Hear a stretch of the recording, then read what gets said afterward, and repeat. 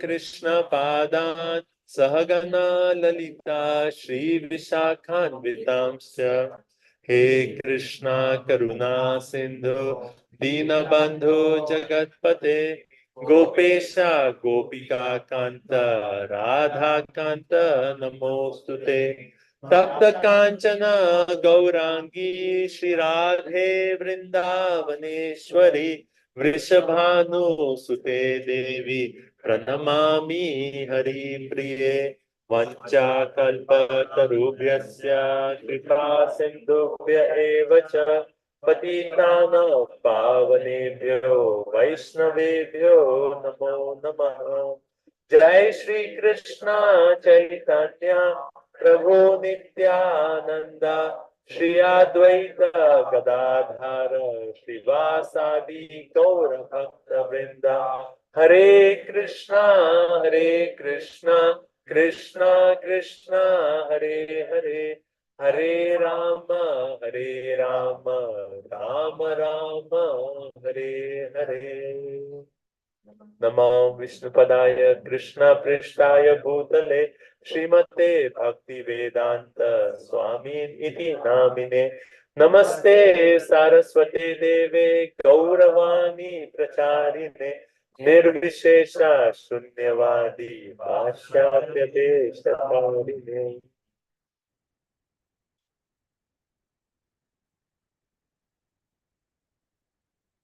Hare Krishna. So I was actually thinking that what should we discuss in the Bhagavad Gita? And I had few options because we were in a sequence, but then before even going to India, we discussed Govardhan Leela. There were a few other things that we discussed, and then my India trip, and then we came back. So now today I was thinking that we can do the entire essence of the Bhagavad Gita through chapter 18 of the Bhagavad Gita. Okay, so what is the title of chapter 2 of the Bhagavad Gita? Contents of Gita summarized, right? So how Krishna is so expert in speaking to Arjun that when we see that the conversation starts and in second chapter, Krishna talks of entire Bhagavad Gita. He gives a summary, right? He touches on everything. But then third chapter, Prabhupada explains that Krishna has touched on so many topics, but Arjun wants more elaborate explanation. But yes, Krishna touched on all the topics in the second chapter. Right? He talked about spiritual person. I say, if you live your life like this, like a spiritual person, what was the conclusion of chapter 2? We discussed last week. Anyone remembers? The conclusion of chapter 2, if you live your life like this, then you can enter into the kingdom of God. Chapter 2 ends with that. So just in that second chapter, entire knowledge is there only. But it is very brief, right? So we have to expand on it. So then Krishna actually, we go from chapter 3, 4, 5. So if you can say, first, chapters 3, 4, 5 are teaching us how to work in this world, how to live in this world, right? So focusing mainly on the karma yoga aspect, right? And then if you see chapters after 12, so 13, 14, 15, 16, 17, right? They're talking of how to detach ourselves from this world, more on jnana yoga, right? So one is how to live, one is how to like let go and detach. And then middle 6 chapters is what? How to love, right? Bhakti yoga, right? So 3 main sections. And chapter 2 is summary. Chapter 18 is what? Conclusion, right? So chapter 2 and chapter 18, it should have the entire contents of the Bhagavad Gita, right? Now, if you see chapter 18, the conclusion, and if you see like, how expertly Krishna is presenting the knowledge of Bhagavad Gita, that he starts off how we live in this world, right? And then he comes to the essence. And when we are engaging in the activities of a devotional service, what is one obstacle that each sadhaka faces?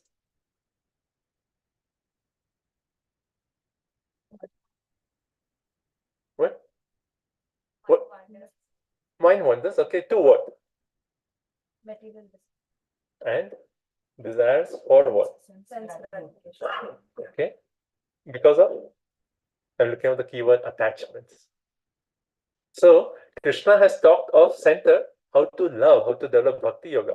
But one problem that every sadhaka faces is that of attachments. Then Krishna says, okay, this is the essence, but all these obstacles of attachments you can let go through the next few chapters. He talks about that.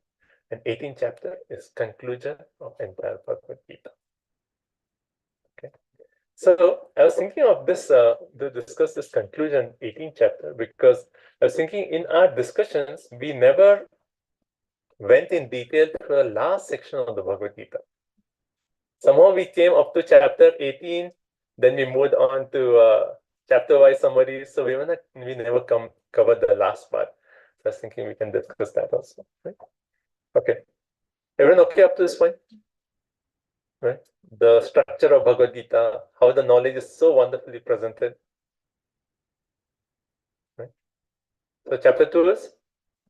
Chapter 18 is? Okay, so middle chapter 3 to chapter 17. So 3, 4, 5 is how to live, Karma Yoga, right?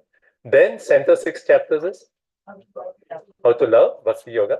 And then the chapters 13, 14, 15, 16, 17 is how to let go, detachment, right? And conclusion, right? Okay, everyone good with this? Okay. So now let's discuss chapter 18, right? Now there is one theme that comes again and again in the Bhagavad Gita. So after Krishna gives the summary of the Bhagavad Gita in chapter 2, chapter 3 starts with Arjun asking a question. And what is the question? Starting of chapter 3. You know? Tell me which way to go.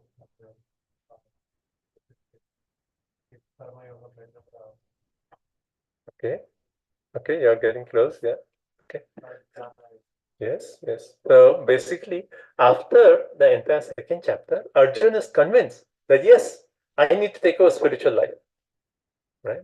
I have to live I have to become a spiritual person. I have to lead a spiritual life. And then he was thinking that yes, I have to live a spiritual life. And Krishna talked about how one can live a spiritual life. But for living a spiritual life, do I still fight? Or do I leave everything and go to the forest and practice spiritual life? And this question is often asked. Okay, I take up the path of bhakti, right? So how do I balance my material world and my spiritual world? Right? We all have this question, right? We take a bhakti and then you say, okay, you start chanting your rounds. And then when you start chanting, it's taking time. Now it's like, okay, I have spiritual duties now. I have material duties. How do I balance? Right?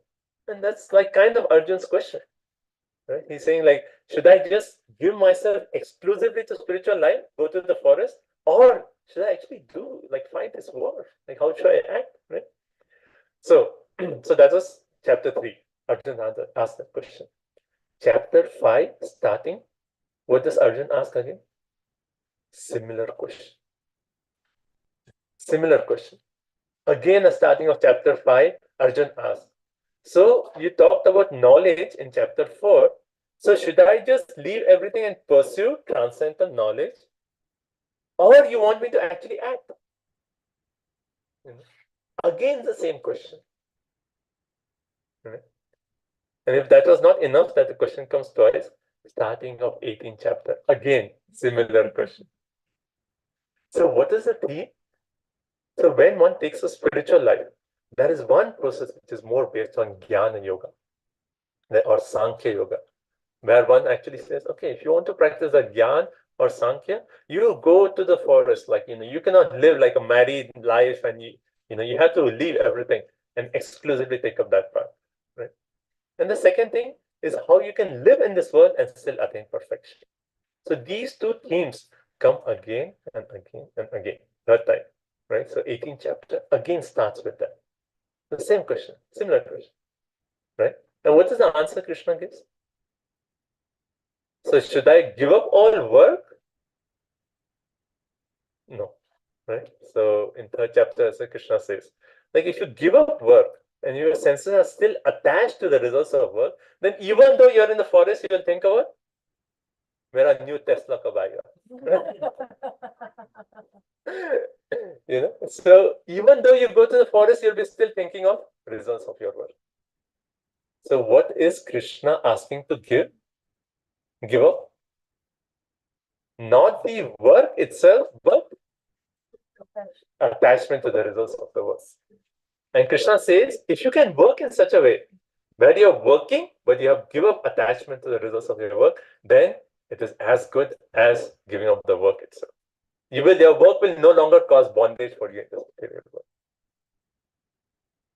Right? So again and again, an 18th chapter again starts with the same. Is this point clear? Any questions of this point? Okay. So now, because 18th chapter is a summary, is a conclusion, right? So before we go to a conclusion, we have to understand what is our goal. Right? We are here in this material world, but finally, what is our objective? What is our goal? Go back to God. To go back to God, right? Okay, so when we say to go back to God, we have our famous magazine, Back to Godhead magazine, right? That's the title Prabhupada gave, Back to Godhead. So we are here in this material world, right? And as we are in this material world, there are bound to be anxieties. Nature of this material world is anxieties will be there. Right? So, and like we are aspiring for something which is beyond all this. We want eternal happiness. We want eternal life, right? We want Satchit Ananda. That's our real Swarup. And that nature can be obtained when we actually transcend this material nature, right?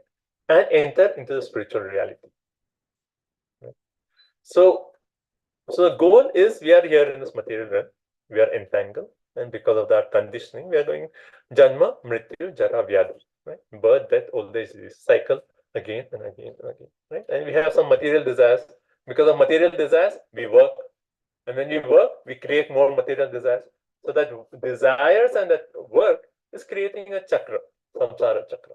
So we are bound in this, right? Like a Ferris wheel. Right?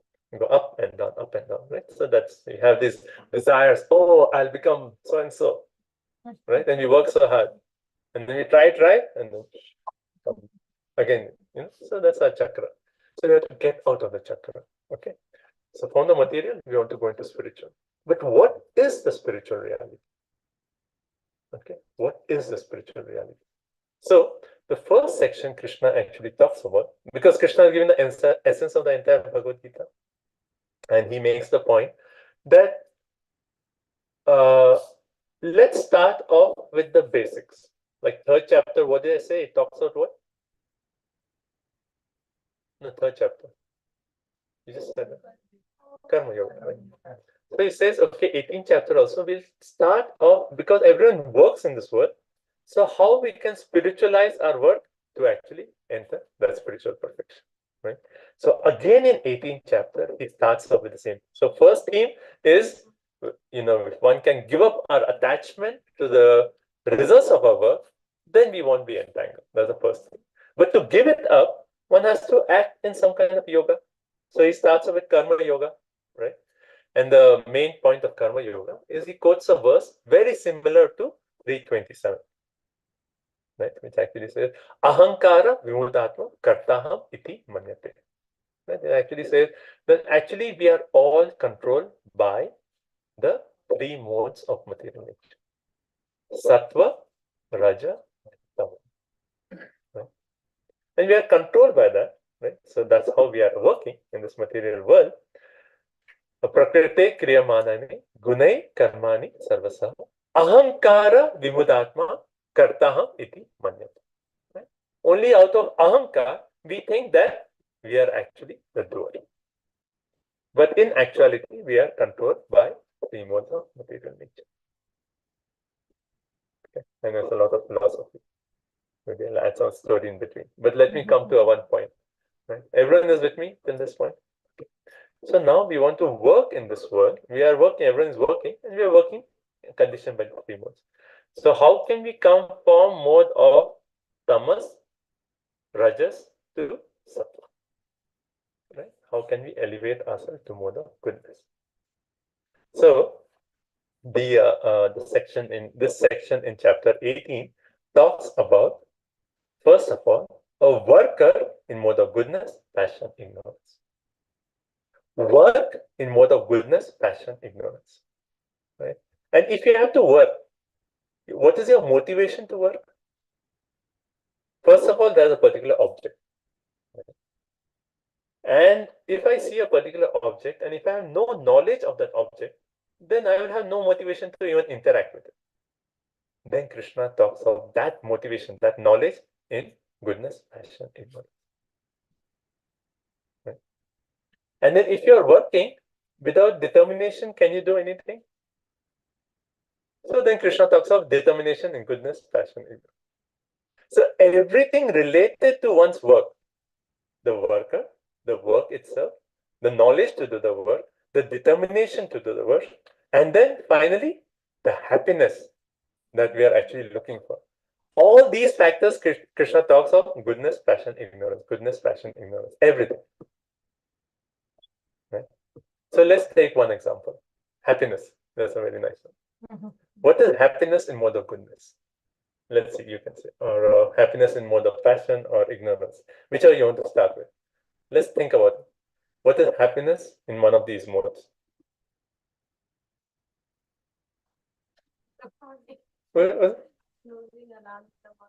Okay, yeah, so it's cold, it's below freezing tomorrow, whole day. You just want to sleep, right? And you feel like, oh, yes, there's some happiness. What kind of happiness is that?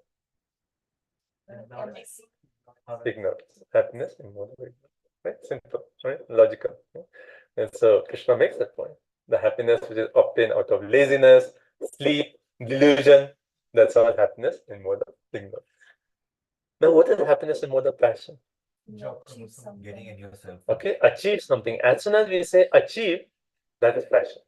We are interested in results. Prabhu says getting a new cell phone. Okay, what else? Happiness in passion? Competition. Competition. Okay. Job promotion, Job promotion. getting a bonus. When you see like a lot of food, you feel like just eating. So we are talking of happiness. So you're saying that when you see a lot of food, you feel like, oh yes, if I can just finish that whole cake, then I'll be happy. That is passion. Now, so Krishna says happiness which actually comes where we are focusing on the contact of the senses with the sense objects. That kind of mode is happiness and passion. Now, what is happiness and goodness? Charity. Chanting, get up early and chant. Austerities. The what Prabhu said is actually we are going beyond goodness to spiritual. Right. Okay. What is it? Serving the society or like. Okay. Happiness and yeah. Okay. Very nice. Austerity. Austerity. Yeah. If you can get happiness out of austerity, then yes, that is in goodness. Sure. I am not in that. Okay. I mean, it's true. Like when you do austerity, it depends on the austerities. You know, sometimes the result of the austerity makes some pleasure in it. Okay. Helping needy people. Yeah. Okay. So Krishna actually talks of now in passion. We'll go back to happiness and passion.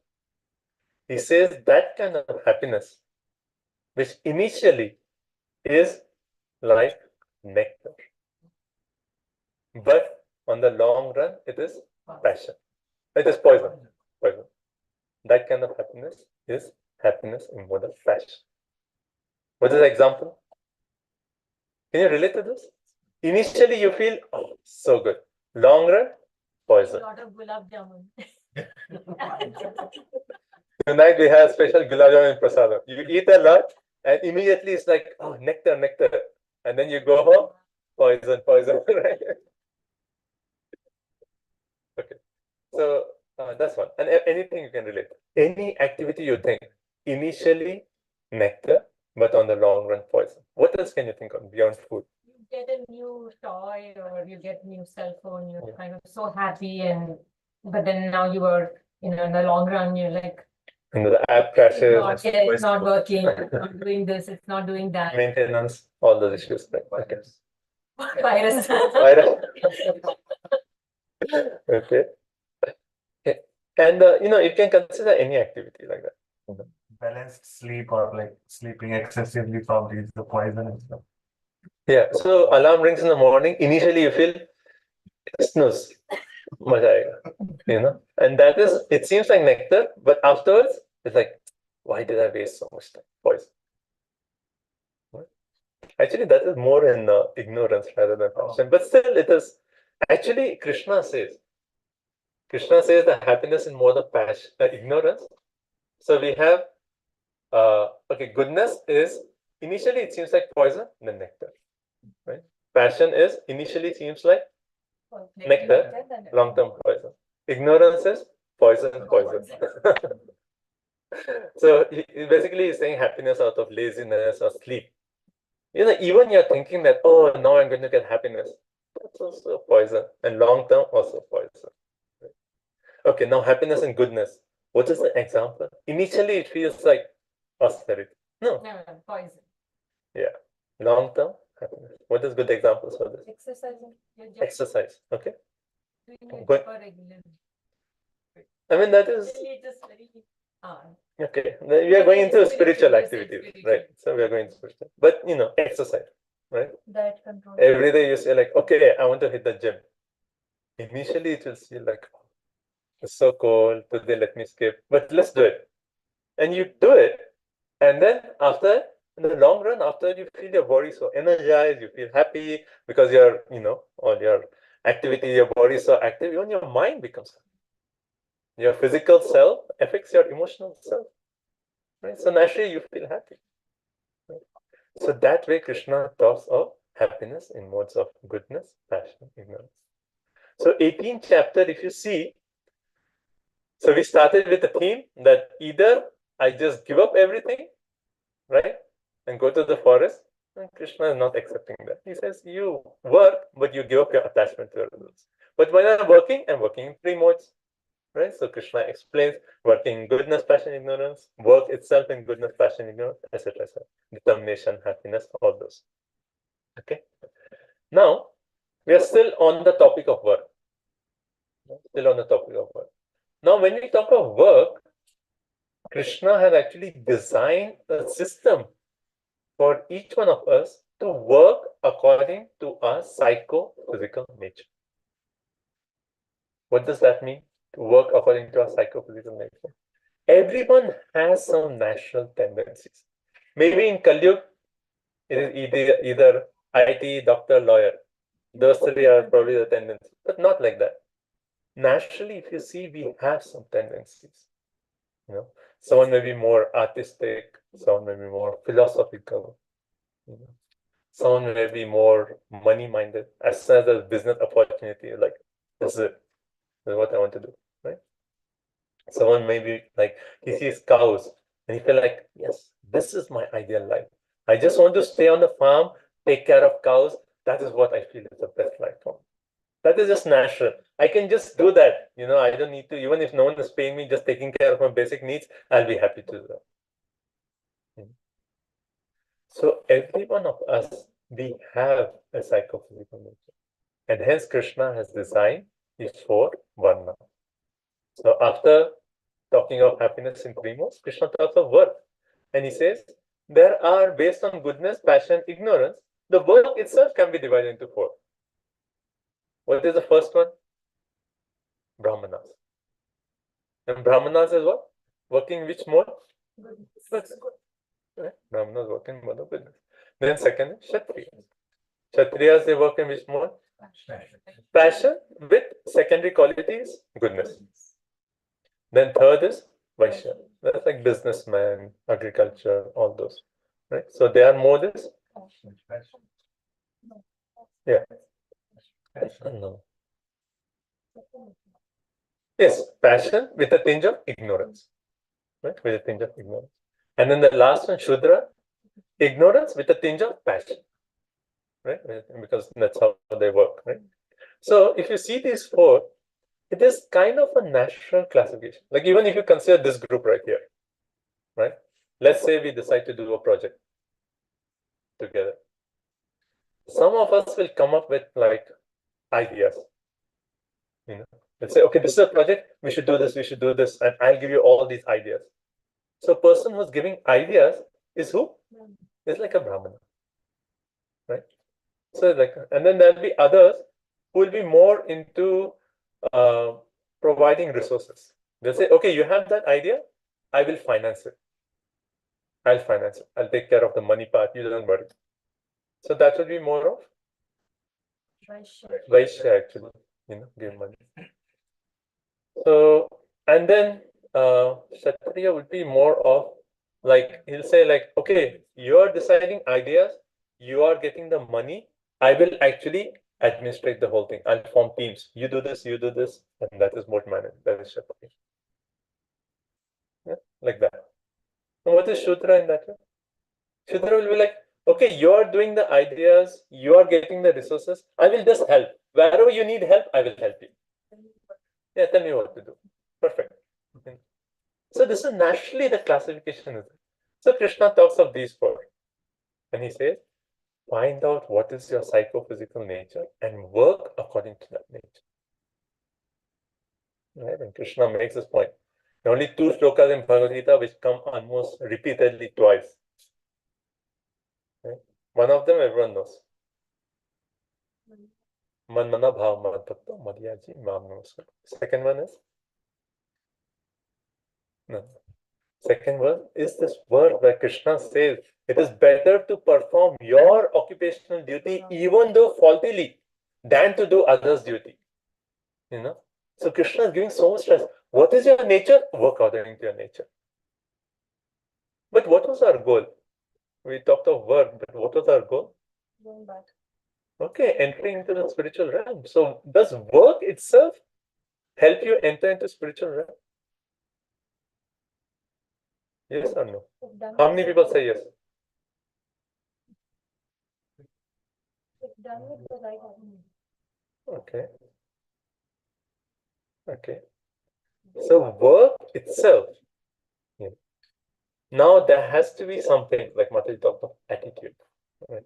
If you're just working, day and night just working, right? Pay my bills, take care of house, then that itself is not going to lead you to spiritual. Maybe there's a little bit of purification if you're doing it without attachment to results, but mostly it is just more and more bondage. But if you qualify that same work with an intention where you say, I am doing this for the pleasure of Krishna. I am doing this for the pleasure of Krishna. In Bhagavatam makes this point. Atha Pumbe Vijay Shrestha Varna Shrama Vibhagasa. So we talked of Varna Vibhagasa, division, right? Swanasya Sasya Dharmasya Samsiddhir Hari Doshan. If your duties of your whatever is your nature you're working, if you do it with that intention that with these activities, I am pleasing the Lord. I am doing this for the pleasure of the Lord. Right? So it is not only a sentiment, it goes beyond that in the sense like when you get your results, you actually say, okay, how can I use this in the service of the Lord? Right? And while you're working, you're thinking, Krishna, you have put me in this position to work. You have given me this job, I'm doing this just for your pleasure. Right? So when the results come, it belongs to you because you are my main boss. My boss is not my boss, you are my main boss. Right? So just by changing the consciousness, we are connecting the work to Krishna, and that makes the work spiritual. Right? Everyone okay with this one? Okay. So that Krishna has talked about work. That is like a majority of this chapter here. We have covered.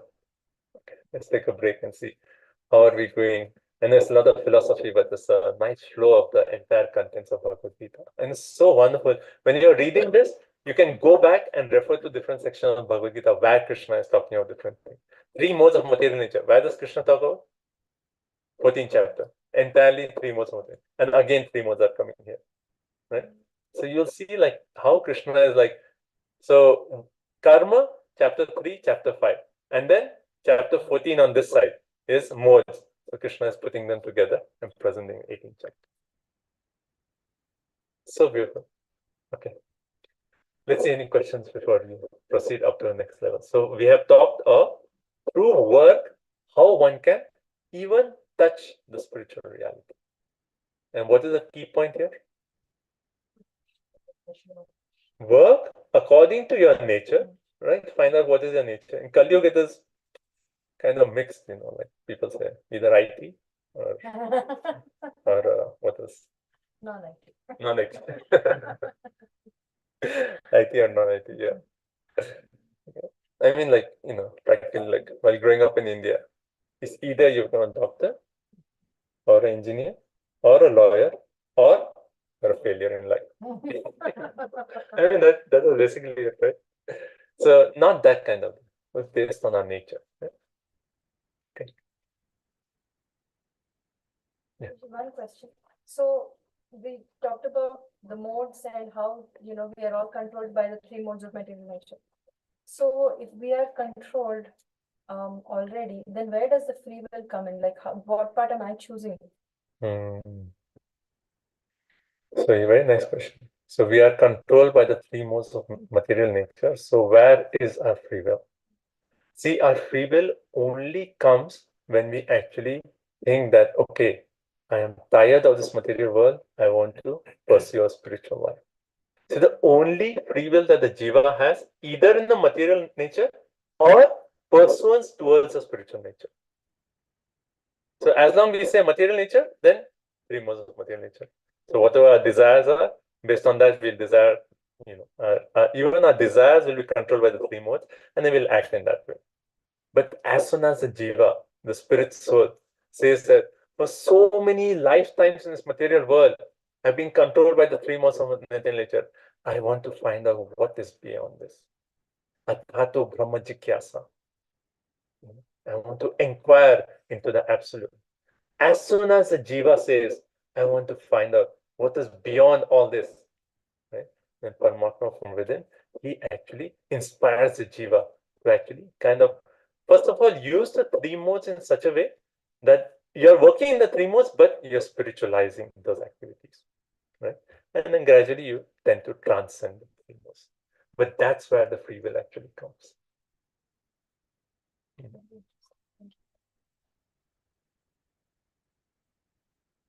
Okay, let's see. Okay, ready for the next session or already too much philosophy?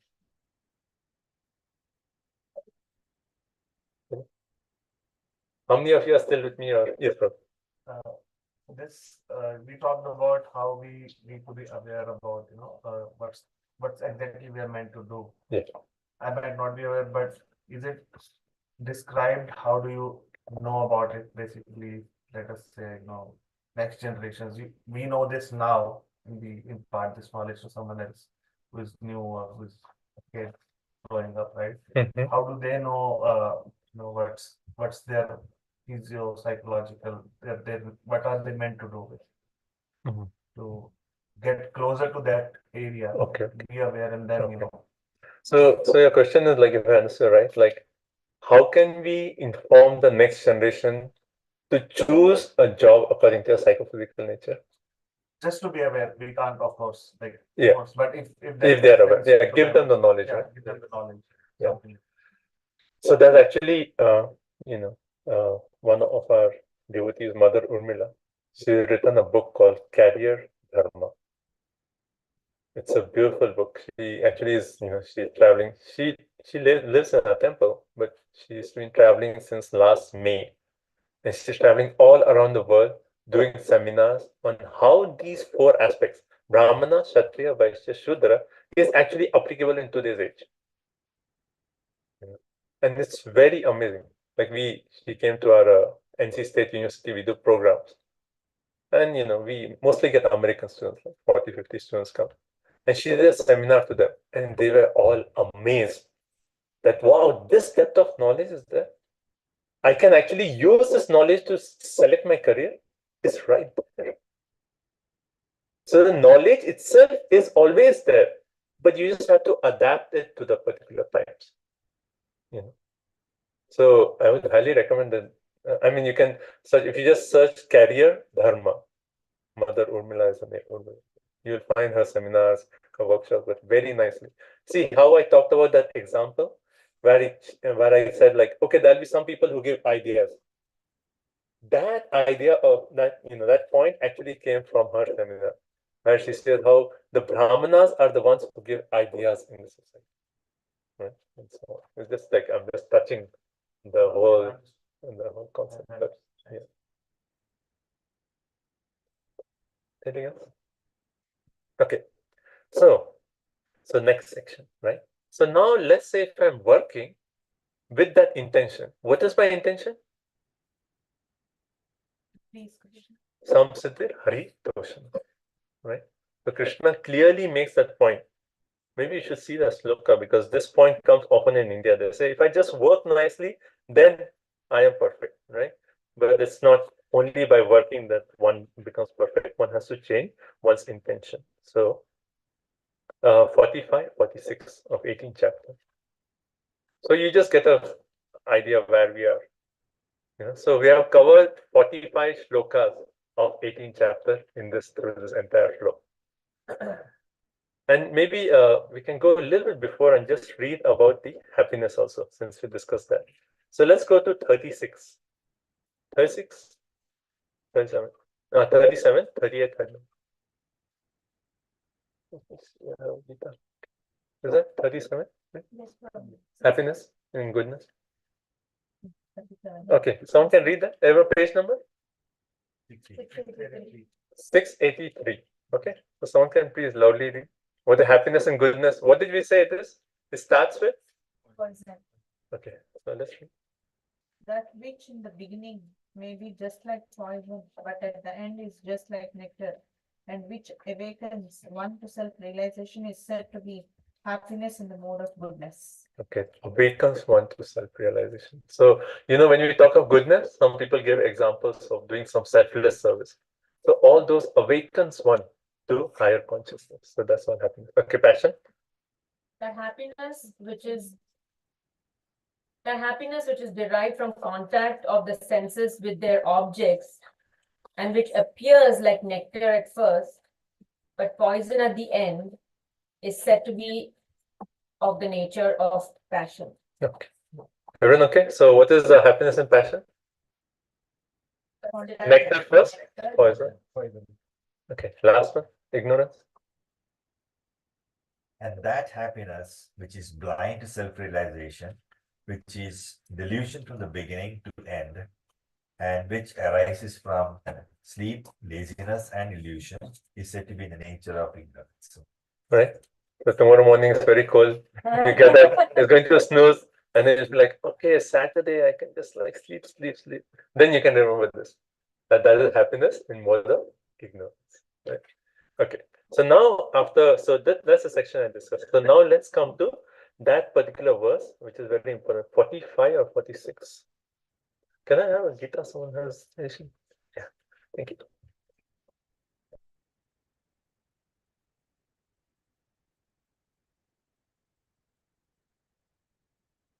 Okay, 46. So it's 687, right? The last at the bottom. So if you see the Sanskrit, he says, Yatha pravritte bhutana yena sarvam idam tatam, right? Then swakarmana tvam abhicharya. So swakarmana is basically according to your nature, working, right? And then tam abhicharya. It's very clearly said. Abhicharya means worshipping Krishna. Right? So when we are working in the consciousness, when you're doing that for worshipping Krishna, work itself is like we are worshipping Krishna through our work. We are doing that for the pleasure of Krishna. We are connecting our results to Krishna. Then that kind of work will actually help us elevate ourselves to the spiritual reality. Okay, so this concept is okay about spiritualizing our work. Okay, now let's go to the next. So by doing this, we are getting free from the material bondage. Okay, I talked of chakra, material chakra, right? So if you work in this consciousness, you are getting free from this chakra, right? But now, even entering into spiritual reality, there are different levels that you can achieve into spiritual reality, right? So the example is just like the sun. It's a perfect example. Like you have sun rays, you have the sun planet, and beyond that, if you have knowledge, there is sun god. His name is Vivaswan. Right? So 3 levels. One is sunshine, sun planet, and then the person. Similarly, when we touch the spiritual reality, there are three levels. One is just coming in contact with the spiritual energy, the spiritual reality. That is known as Brahman realization. Nothing but Brahmajyoti. Brahmajyoti. Yeah? But beyond that is where we said like reaching the sun planet, right? That is compared to attaining the Paramatma realization. And the highest is what? Bhagavan. Where we actually enter into spiritual reality, but we come face to face with that beautiful Shyam Sundar Bhagavan. Right here. Threefold bending form, playing his flute. Right? Yam Shyam Sundaram Achinta Guna Sarupam Govindam Adi Purusham Tamaham Bhajami.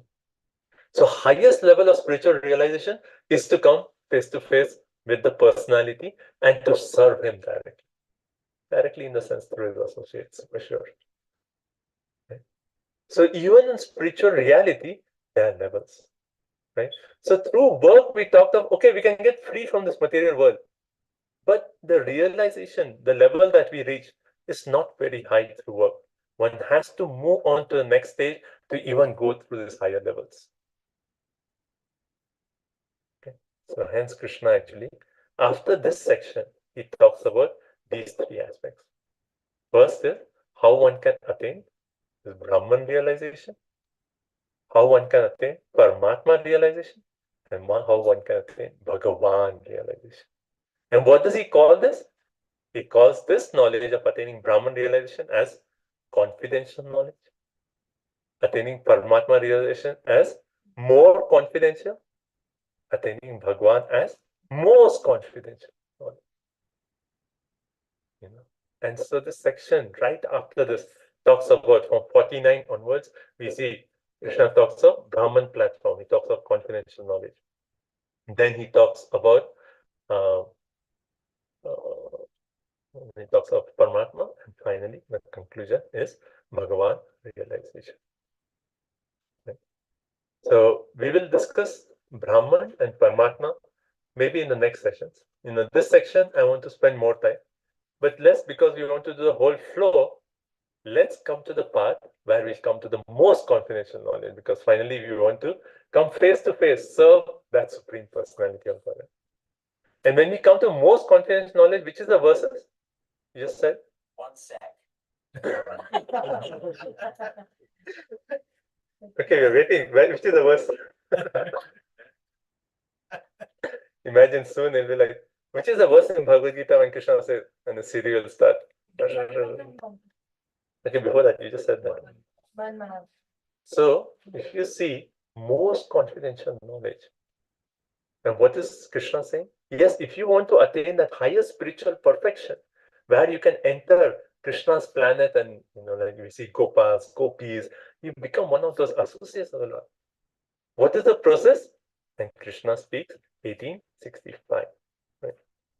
So let's just recite the Sanskrit. Manmana bhava madbhakto madhyaji mam namaskuru mam eva shaysi satyam te prati jane priyosi me. Okay, translation. Always think of me, become my devotee, worship me, and offer your homage unto me. Thus you will come to me without fail. I promise you this because you are my dear friend. So Krishna is saying, you are my dear friend. So Krishna is inviting us, come to my house, you are my dear friend. But what we should do? First thing, man mana. This concentration of the mind on Krishna. This is actually the essence of Bhakti Yoga. The essence of the middle 6 chapters, we said 18 chapters is conclusion, right? The essence of that middle 6 chapters is finally to serve by Manaha Krishna Sadarvindaya. Fixing our mind in absorption of Krishna. And for us, because Kali Yuga is Hare Nama Eva Kevala, fixing our mind in the holy name of Krishna. That is the perfection of Bhakti Yoga. If you can chant your name, we're completely absorbed in Krishna. then you are actually doing man mana. Right? But is it possible? Is it possible or not?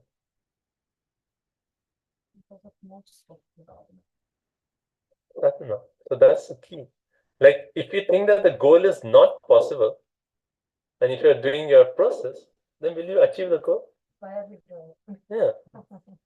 So first of all, you think that yes, it is possible. My goal is when I'm chanting the holy name of Krishna, one of our Goswami, Rupa Goswami says, when I'm chanting the holy name of Krishna, I'm getting so much taste in chanting the holy name that when I chant the name, I feel that 1 year is, these 2 years are insufficient to absorb the nectar. I want thousands of years.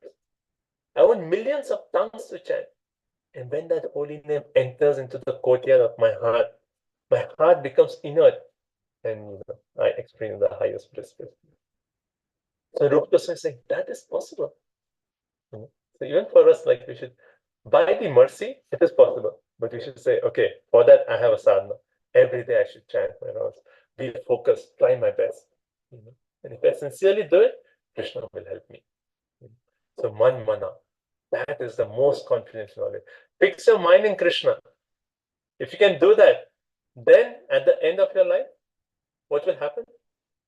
Antakale cha mameva smaran mukta kaleva. You think of Krishna, you'll go back to Krishna. No doubt about that. Krishna says in that verse, Antakale cha mameva smaran mukta kaleva. Here Prati, what is the last one? And 8.5, so you can see. So basically he's saying, of this there is no doubt. If you think of Krishna, you'll come back to Krishna. So man mana, right? That is the first thing. And in that purport, Prabhupada says, fixing the mind on Krishna means fixing the mind on the name of Krishna. And he talks of Krishna with 2 hands carrying a flute, a bluish boy with a beautiful face and peacock feathers in his hair. So that is our man mana, absorption on mind in the name, the form, the qualities, the pastimes of the Lord. Okay. Then what is the next one? Always think of Krishna then. Man mana bhava, mad bhakto. What does it mean to become a devotee of Krishna? Practically, what does it mean to become a devotee of Krishna? Always think about Krishna. Okay, that is man mana, right? But practically, like okay, we are not at that stage. We have to do 9 what? Shravanam, Kirtanam, Smaranam, Padasevanam, Archanam, Vandanam, Dasyam, Sakyam, Atmanivedam. So we have to use our senses, some or other connect our senses with Krishna. And that is devotional service. Right? So Mad Bhakta. Then Mad Yaji. Yaji means what?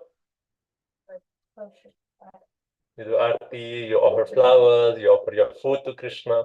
We do that. That's devotional service. Right? And then last one, Mam Namaskuru. Namaskara means you come to a temple, you offer your obeisances, right? For Prabhus, we say like do full, right? Sastang pranam, right? So you offer your heart, your mind by doing obeisances to Krishna. And then he says, Mam eva esyasi. You do all these 4 or eva. You do one of these 4. Right? One of these 4. And then by doing any one or all of these 4, then Krishna says, Pratijane Priyo Asime. You will attain me without a doubt because you are my dear friend. This is the most confidential knowledge that Krishna has. How can you attain Krishna himself, that highest spiritual reality? And that's what we should do. But there is a problem, right? Man mana, I have so many sinful reactions, sinful activities. Is that even possible for me to come to a stage of man mana? Right? So much anartha in my heart. Is it possible?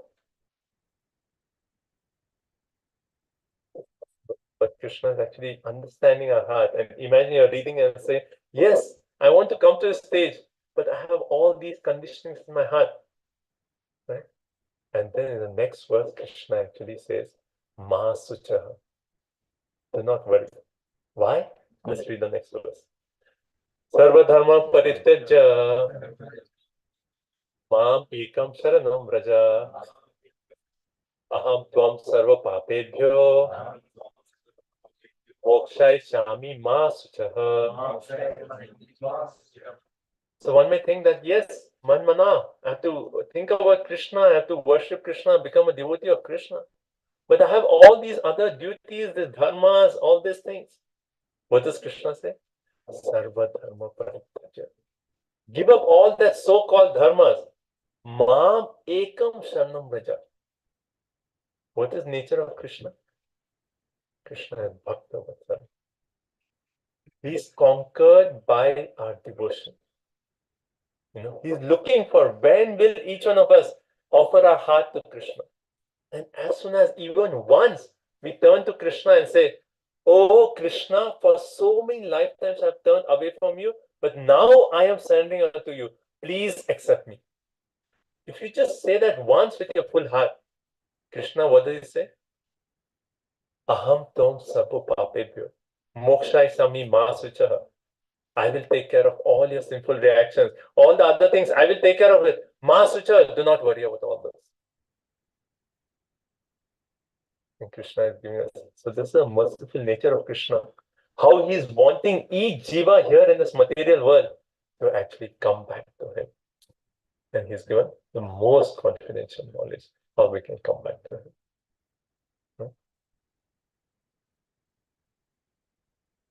Yes. In many connotations, we can, talk dharma as kartavya. Yeah. Raj dharma, Duty. your Yes. sutra dharma. Yes. So when in context of this particular verse, he's saying that sarva dharma parityaja. But then he's also saying in the beginning that this is your kartavya, and you have to start doing that. Exactly, very nice question. Now, the whole theme, what we talked of work here, right? One may say Arjuna is Kshatriya, right? He has a duty, he has to fight. But Krishna is saying Sarva Dharma Parityaja. What does Krishna really mean? Krishna is not saying that you give up that duty, but you even make that duty as an offering to Krishna. So the whole conclusion is what? Arjuna is fighting after Bhagavad Gita. But with what consciousness? As a service to Krishna. So when we say Sarva Dharma Parityaja, that doesn't mean you give up your family duties now, but you do all your duties with Krishna in the center. All your duties to actually with that mood of devotion to Lord Shri Krishna. So Krishna is not saying, okay, spiritual life is good, so this is your spiritual life, this is your material life. No. Krishna is saying, he's teaching us how to spiritualize our material life. If you're a father, you become a spiritual father. You're a husband, become a spiritual husband. Right? You have your duties, make it spiritual. So when he says Sarva Dharma Pratyaja, he's saying all those material duties you give, and all the duties that you are supposed to do, you spiritualize that and make that an offering to Krishna. And by that, he says, I will take care of the rest. You don't have to worry. Ma Suchaha. Do not worry. You can come back to. Like this is a very nice question you ask, because sometimes people say, oh, it's a typing mistake. It should be Sarva Adharma Parityaja. Right? Does it make sense? Sarva Adharma, not religion you give up.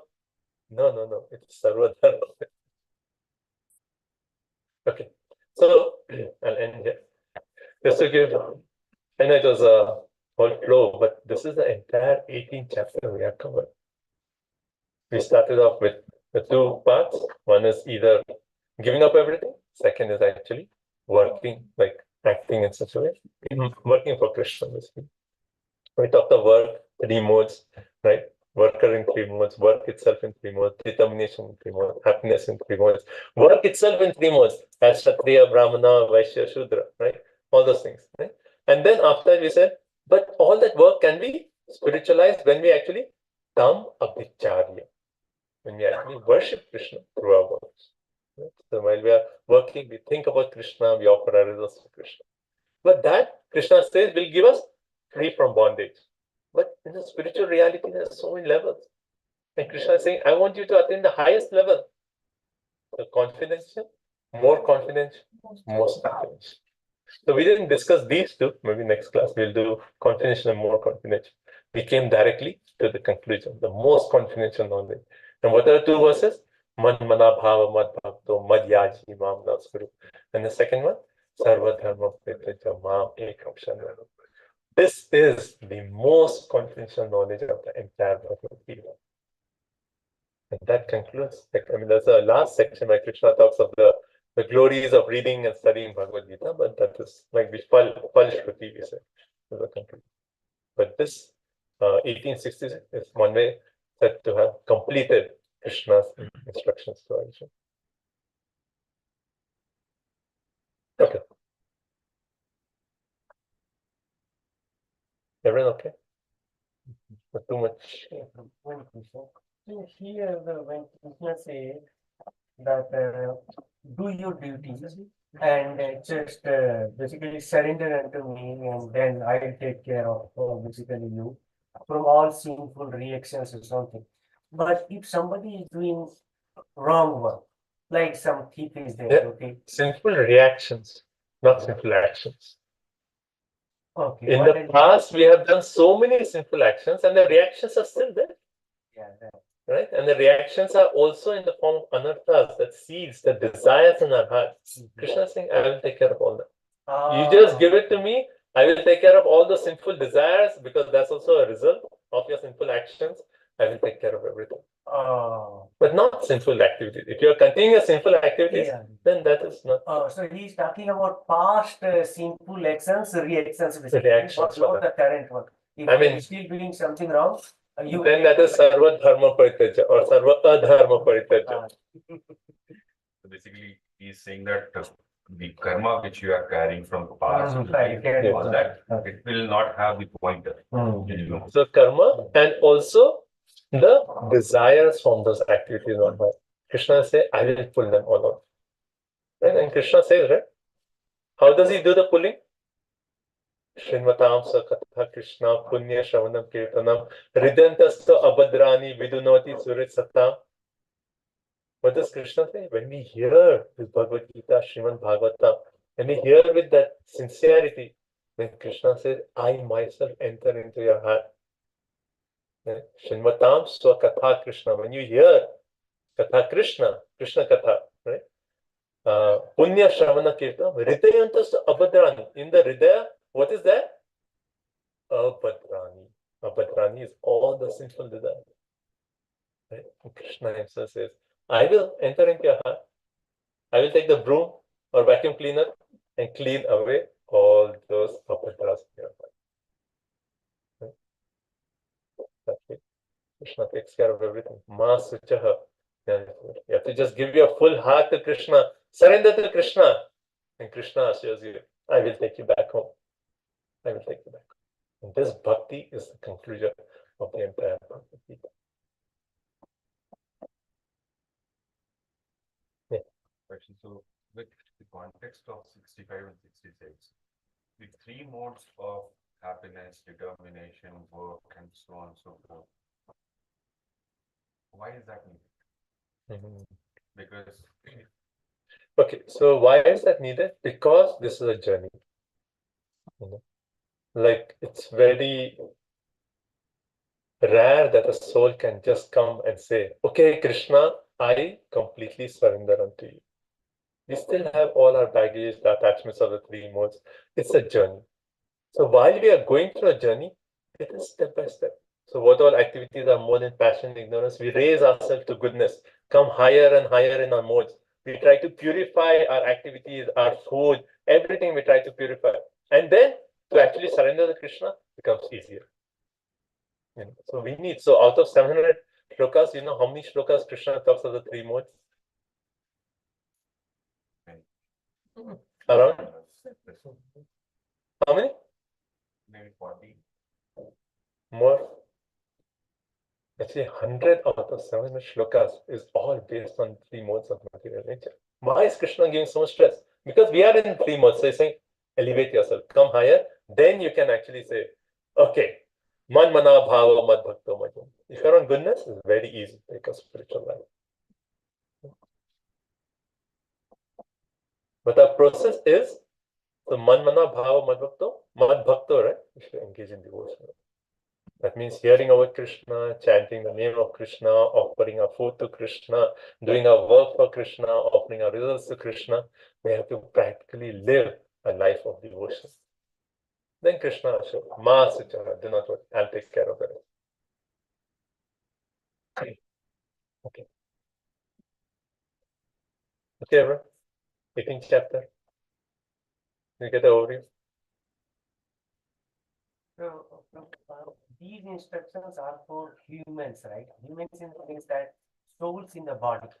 But once we die, once we go wherever we go, basically, whether it's to Krishna or hell or wherever, souls cannot serve God, right? These instructions are not for souls actually without body. So what is soul?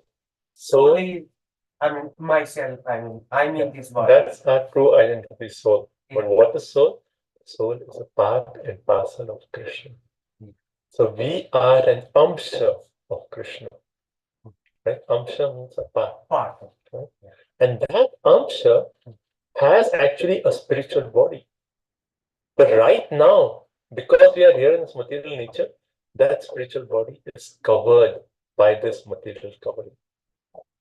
Like right now, this coat, you'll cover yourself with a coat. That doesn't mean that the body is not there. You're fully covered with coat and gloves. The body is underneath. Similarly, the spiritual body is actually there. It's just a question of reviving that spiritual body. So as we progress in our spiritual life, we're getting free from those coverings, and our true spiritual self is being revived. And in that spiritual self, like we see photo of Krishna with Radharani, Krishna with the gopis, gopas, all those are Krishna's associates. So it's actually said that we have a spiritual body in the spiritual world.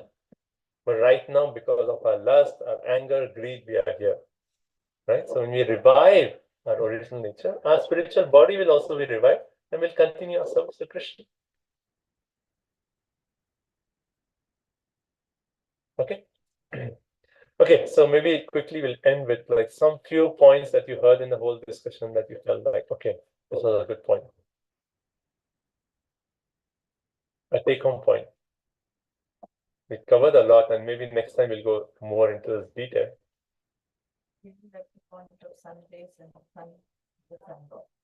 Okay, sun rays, sun and sun god. Brahman, Paramatma, and Bhagwan. Very nice. Okay. What's that? Okay. Happiness, you remember in 3 moments? So next time we are aspiring for happiness, we do so many activities, we can think of what kind of happiness are we going to get? Right? What does Prahlad Maharaj say?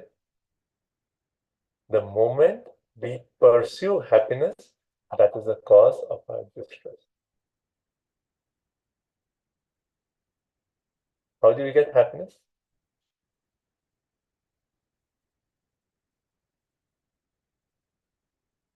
See, as soon as we pursue, it's like, okay, I will do this to get happiness.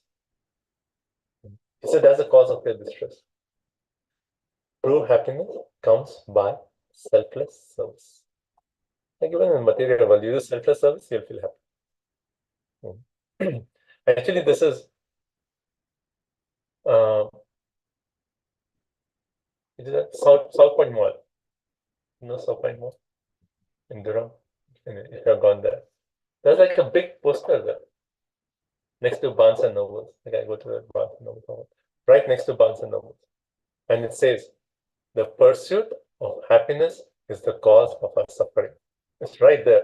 It's like Bhagavad Gita. They have big, and it's like some regular store, but there's a big poster there. People outside know. Okay. Okay. Yes, Vishnu. What do you mean by selfless service? Because I know that we know like the general idea that we serve other people without the intention of like us benefiting. Yes.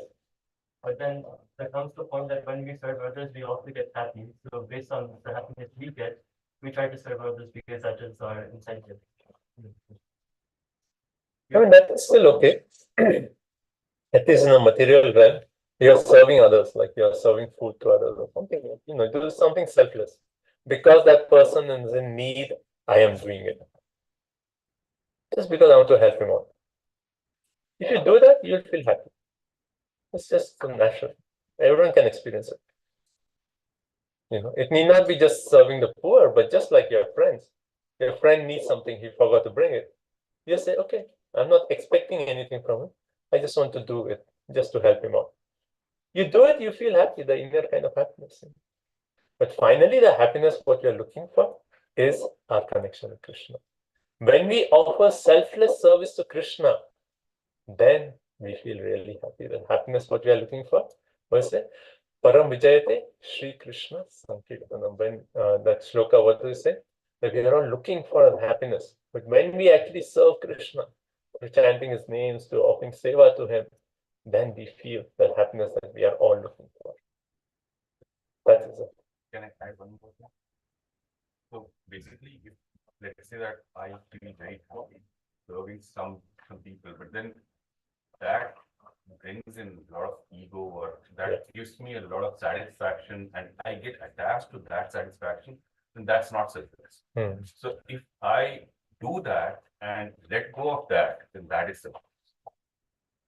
So as long as that's my interpretation. Yeah, so that's very nicely said.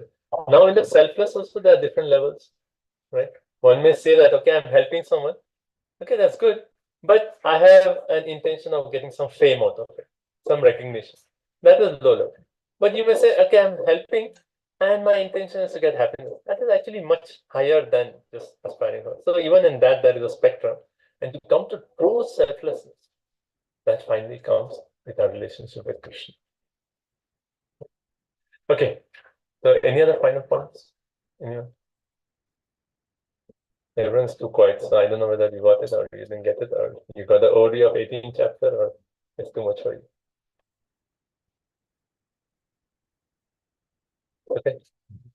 Overview of 18th chapter. Work for the pleasure of Krishna. Okay, work for pleasure of Krishna. Nice. Okay. I like the point that you said about the Shukta of Krishna. So about how Krishna, he comes and cleanses your heart when you are. Can call children. And how he gets rid of the desire itself also, the sinful desire. So yeah. Thank you, bro. Nice one. Yeah. Okay. And Krishna is so kind. He's saying, like, you did all this nonsense, but you just come to me. You really surrender, I'll take care of everything else. That's Krishna's merciful nature. I made a description about the Varna system and Varna system and current, the way we are. Because earlier, what I was thinking is the one who has knowledge and is giving that, he is only Brahmana. Eventually, most of us are Shudras in way of looking at it. But then you brought in a different perspective. So that's something which I am contemplating a little more about that. Yes. Thank you. Thank you. Okay. Is okay, everyone?